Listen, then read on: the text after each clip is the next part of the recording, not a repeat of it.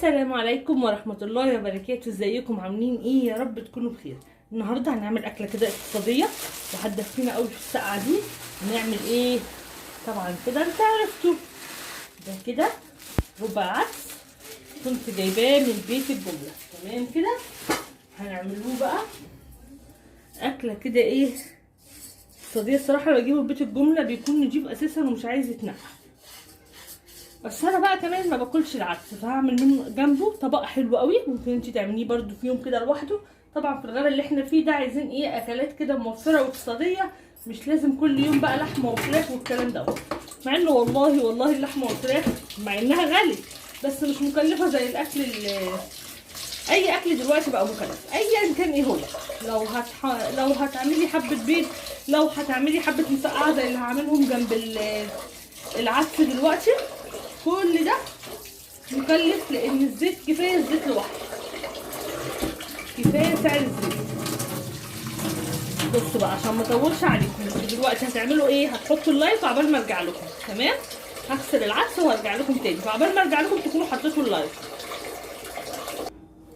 بصوا هنا بقى عندي بطاطس، جزر، كوسه، بصل، بطاطس. هقشر كل ده وهنحطوه على العدس. تمام، اي مكون من ده مش حباه ما تحطوهوش عادي جدا، بس التلاته يعني انا ما باكلش العدس بس بيعجب طعم اولادي وبيعجب طعم جوزي، وبحاول ان انا احط لهم قيمه غذائيه. انتوا عارفين الفلفل قيمته الغذائيه عاليه ازاي، وطبعا كوسايه واحده، والجزر طبعا، وطبعا بطاطس وبصل، واكيد طبعا طماطم يعني. بس انا هقشر ايه الاول الحاجات دي. بس انا بقى غسلت الخضار بتاعي وهبتدي ايه اقطعه بقى، اللي هو عباره عن ايه؟ جزر، اكتر حاجه بتدي لون وقيمه غذائيه حلوه جدا جدا للعدس الجزر، طبعا بيخلي لونه حلو. البطاطس والكوسه والفلفل ما تكتريش منهم، هي واحده وواحده عشان بتخلي اللون مش حلو يعني. تمام، انما طبعا كتري من الجزر بيديله لون حلو قوي. دول جزرتين بس، جزرتين ما شاء الله كبار يعني. بصوا قد ايه يعني، هم يدوبك قد ايه.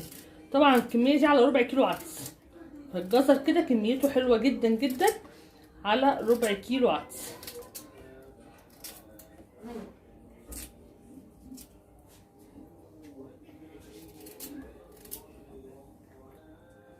اقول لكم انا نزلت اشتري، كنت ناقصني خضار نزلت اشتريه، فجبت ايه؟ الجزر ما كانش عاجبني الصراحه، فجبت على قد بس من بتاع الخضار اللي في وشنا، فجبت على قد بس الطبخه، فجبت الجزرتين على قد الطبخه والكوسيه دي، ان احنا طبعا ما بناكلش الكوسه يعني كتير، فيعني الجزرتين اشتريت جزرتين وكوسيه هاتهم لي ب3 جنيه.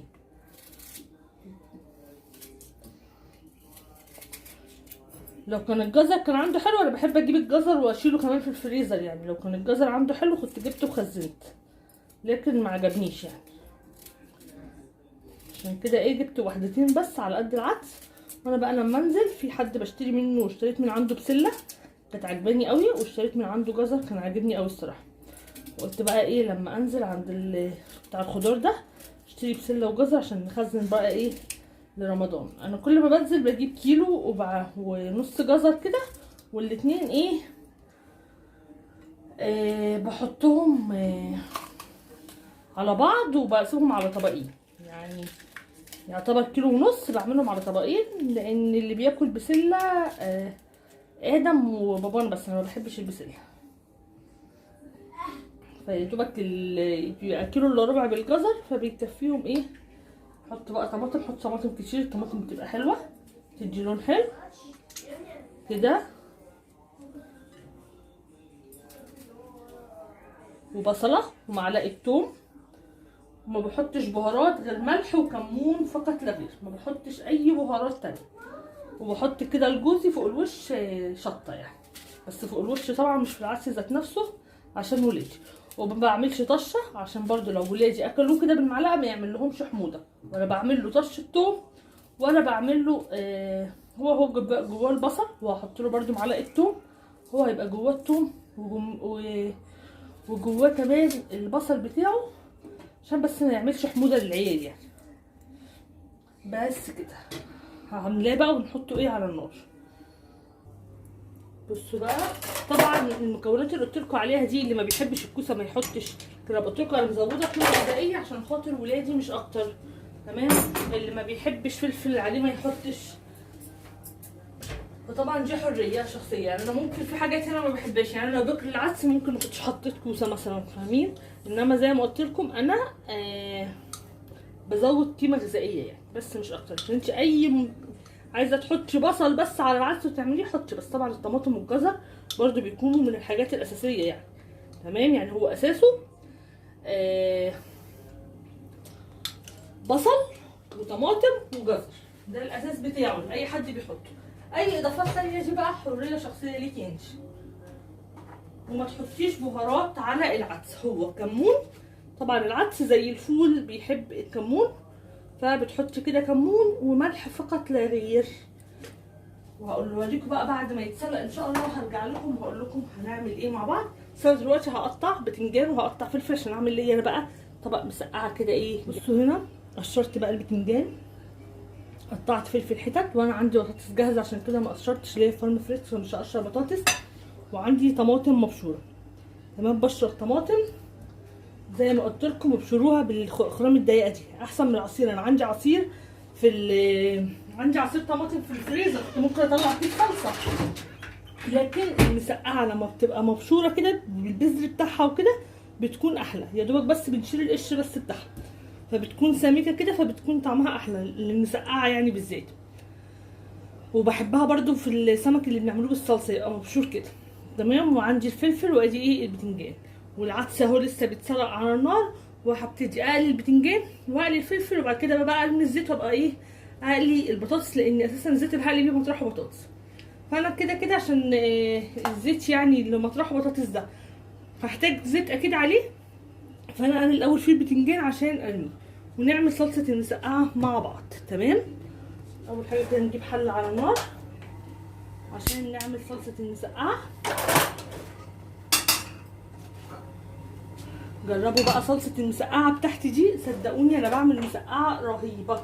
فين وفين طبعا لما بعملها، لان جوزي واولادي مش بياكلوها يعني، فانا استغليت ان انا عامله لهم عدس. فانا الصراحه نفسي في المسقعه بطريقه فظيعه، تمام. فقلت ايه طبعا انا عندي مقلايه غير دي، بس كنت بقلي فيها بانيه وكده، كان مطرحها بانيه، فكنت مطلعه دي قديمه عندي، كنت بحمر فيها بطاطس. اللي تاني كنت بقلي فيها بانيه امبارح يعني، تمام. فطبعا مطرح الزيت ده انا هعمل ايه، هقلي البتنجان وبعد كده ارميه بقى خلاص، تمام. بصي بقى زيت قصدي اسفه طريقه صلصه المسقعه. هنحط حبه زيت وما تكتريش الزيت، لان طبعا البتنجان والبطاطس وفلفل وحاجات من دي هو اخر حبه كانوا في الازازه، كل ده طبعا هيبقى فيه زيت، فالزيت بتاع الصلصه المفروض ما يكونش كتير، تمام كده. المسقعه يا جماعه بتتعمل بالثوم مش بالبصل خالص خالص، يعني البصل ملوش علاقه بالمسقعه، كده بتوديها في حته تانيه. وجربوا برده موضوع بشر الطماطم، مش تحطوا مش تضربوا طماطم في الخلاط. معلقه ثوم مفروم، ثوم تقطعيه حتت صغيره زي ما انت عايزه. انا طبعا عندي الثوم مفروم في الفريزر، فهي معلقه ثوم مفروم احسن يعني.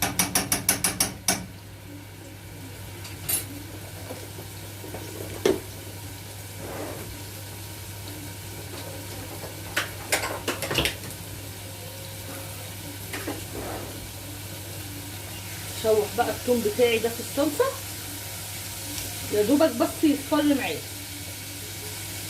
البتنجان طبعا رشيت عليه ملح، انا قلت يعني احمر البتنجان واخلص منه واعمل الصلصه، وفي الاخر خالص احمر البطاطس عشان ما تبردش يعني. فاهمين ليه حمرت البتنجان قبل البطاطس؟ لان كده هحتاج زيت، الزيت ده مش هيكفي. وقلت بدل ما اقلي بالزيت القديم بطاطس، لا اقلي بيه البتنجان، والزيت الجديد اقلي بيه ايه بطاطس احلى يعني. فاهمين قصدي ايه؟ وعايزه لما اقلي بطاطس واسيب الزيت برضه بقلي بيه مره تانيه، مفيش مشكله. هفضل بقى اشوح في الثوم كده يصفر بس، كده لسه ما خدش اي لون. وهنا ايه هحمر البتنجان اجيب طبق ايه اطلعه فيه.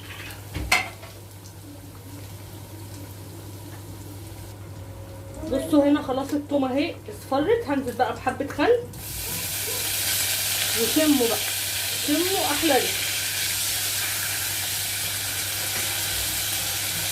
حبه خل كده على الثوم. عايزه تحطي كزبره حطي في المرحله دي قبل ما تنزلي بالخل، بس انا مش بحب احط كزبره برضه في المسقعه. وبعد كده انزل بقى ايه بالصلصه بتاعتي. الصلصه دي بتكون طعمها وهم، وما تحطيش عليها غير حبه ملح فقط لا غير، صدقوني بتكون رهيبه. الثوم مع الخل مع كل الريحه دي بتكون تحفه وبيكون طعمها حلو قوي. ماشي. واحط ايه بقى كمان؟ احط معلقه ملح. بصوا بقى كمان هنحط ايه؟ معلقه صلصه من دي عشان تبقى لونها بقى حلوه كده. الصلصه فيها تبقى كتير كده. بس كده كده خلاص هي خلصت معايا. هسيبها بقى تتعمل براحتها، وانا هقلي بقى طبعا البتنجان مع نفسي عشان ما اطولش عليكم، وارجع لكم ان شاء الله لما اجي اعمل حاجه تانيه. بصوا هنا بقى العدس بتاعي خلص، وكنت قليت البتنجان زي ما وريتكم وعملت الصلصه. فاضل بس ايه اكمل بقى العدس بالهاند بلندر. ما عندكيش هاند بلندر بالخلاط بس تستني يهدى شويه، انما الهاند بلندر عادي ممكن هو سخن تضربيه. بس هضربه بقى وارجع لكم تاني واقول لكم بعمله ازاي.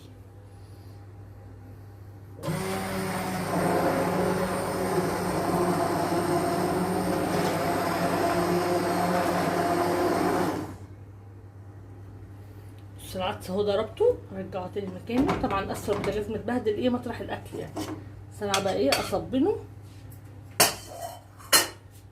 بعد ما اخلص بقى عشان لسه هحمر بطاطس كمان. هو مش بهدله، اللي هو بهدله زيت يعني، زيت مطرح القلي. هنا بقى ايه انا بعمله بلسان العصفور. في ناس بتعمله بالشعريه، ممكن تسيبيه كده. بصي قوامه حلو جدا، بصوا قوامه اهو، ممكن يتشرب كده او يتاكل كده من غير اي حاجه، وقوامه والله مش محتاج اي حاجه. بس انا بعمله زي ما جوزي وولادي بيحبوه. انا جوزي مامته كانت بتعمله دايما بلسان العصفور، عشان كده هو بيحبه بلسان العصفور زي ما متعود عليه.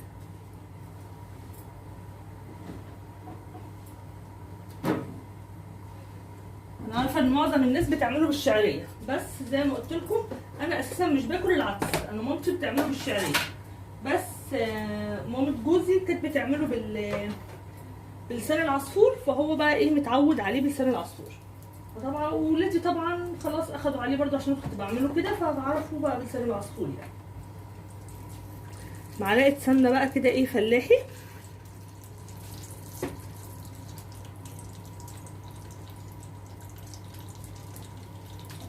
جربوه بقى تعملوه بالسمنه الفلاحي، هتلاقوه مش سمنه فلاحي يعني، دي السمنه انا بعملها معاكم طبعا انتوا عارفينها، السمنه اللي احنا بنعملها مع بعض من وش اللبن. هتلاقوا حاجه تانية خالص في الطعم، لان طبعا احنا مش عاملينه بشوربه، ما كانش عندي شوربه.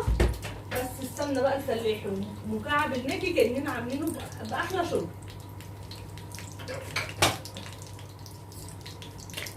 متحطيش لسان عصفور كتير او شعريه كتير، ما تعمليش بكميه كبيره يعني.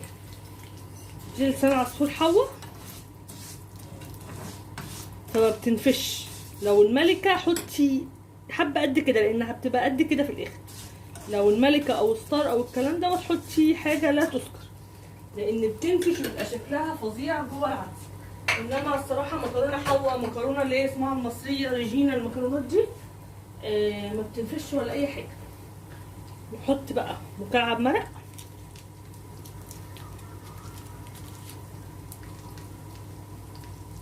مكان بقى ايه الشوربه كده.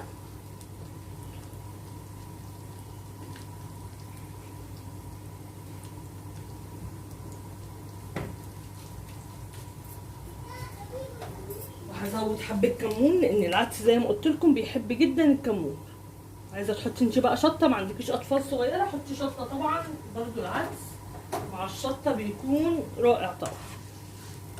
الحاجات الحرشه دي بتبقى عايزه تبقى حراقه.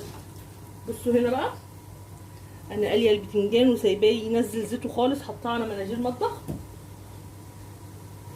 والفلفل اللي قطعته برضو قليته زي ما وريتكم في اخر مقطع. وادي الصلصه اهي برضو اتعملت.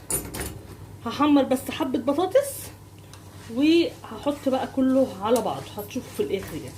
بس بعد ما العدس لسان العصفور دي تستوي، عشان انا بحب اكل مسقعه سخنه، مع انها اسمها مسقعه وبتتاكل ساقعه، بس انا بحبها سخنه.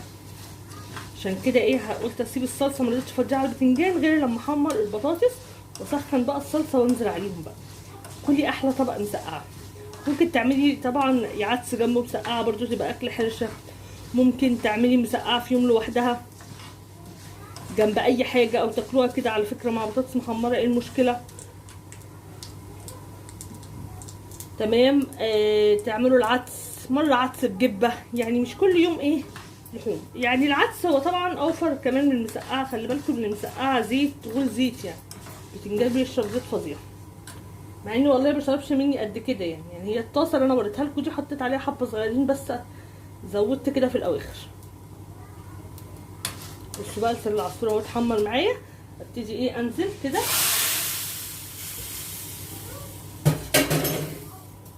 وفي البدايه بقى كل شويه قلبي عشان ما يلزقش معاكي لسان العصفور او الشعريه ايا كان، عشان ما تلزقش معاكي في القعر. وقفي جنبه حبه عقبال ما يستوي كده عشان ما يلزقش معاكي في القعر. خلي بالك من النقطه دي، لازم كل شويه نقلبه كده، عشان لو سبناه هتلاقوا لسان العصفور لزق منكم في القعر. صدقوني طعم العدس ده بيكون حلو قوي بنفس الطريقه. والحاجات اللي انا حطيتها الاضافات اللي ممكن ما تعجبش ناس زي الكوسه زي الفلفل، بس صدقوني لو جربتوا الاضافات دي بجد بجد هتعجبكم وهتعملوها على طول، فجربوها. انا في اول جوازي كنت بعمل العدس ما كانش حلو، ما كانش بيعجب جوزي، تمام، لان انا اصلا ما بحبوش وما كنتش اعرف بيتعمل ازاي وكده. فضلت بقى كل مره لما جيت كريم وكده كنت بقى عنده ثانوي وعايزه بقى اجربه اكله الحاجات دي، فبقيت بقى ازود كوسايه، ازود. كنت الاول بحط فيه لسان عصفور فكان بيبقى كتير قوي، فكان بيبقى مجعلص كده ويبقى شكله وحش قوي. برضو بدات ان انا اقلل لسان العصفور، لان الاول زمان ما كانش فيه حوا دي، فكنت ببقى عندي اللي هي الملكه، فكانت زي ما قلت لكم بتنفش قوي مني. فلحد ما اتعلمته بقى وطلع معايا والله العظيم بقى بيطلع تحفه، بيعجب جوزي وولادي جدا جدا. فجربوا الاضافات اللي انا بحطها دي، هتعجبكم ان شاء الله يعني. ارجع لكم بقى ان شاء الله بعد العدس ما يستوي وحمر البطاطس واغرب، فاوريكم الشكل النهائي ان شاء الله للاكل. وده كده غدانا النهارده. ادي العدس وادي طبق المسقعه الخطير بقى. حطيت البطاطس وبتنجان وفلفل ورشيت عليهم الصلصه كده واقلبهم، ما بدخلهمش الفرن ولا حاجه، ان انا بحب فيها صوص كده. وده العدس بتاعنا لونه خطير. الكاميرا ظلماه والله، هو اغمق طبعا من كده بس عشان الفلاش. بس كده ما تنسوش بقى تحطوا اللايك وتعملوا شير وتجربوا طريقه العدس والمسقعه بتاعتي. صدقوني المسقعه هتعجبكم جدا جدا، بتكون طعمها فظيع فظيع. تمام، جربوا بقى الطريقه. بصوا الاكل سخن موحوح اهو، هنروح بقى نتدفى كده وناكل. وهستنى منكم الكومنت واللايك، ويا ريت لو الفيديو عجبكم تعملوا له كمان شير، واقول لكم باي باي.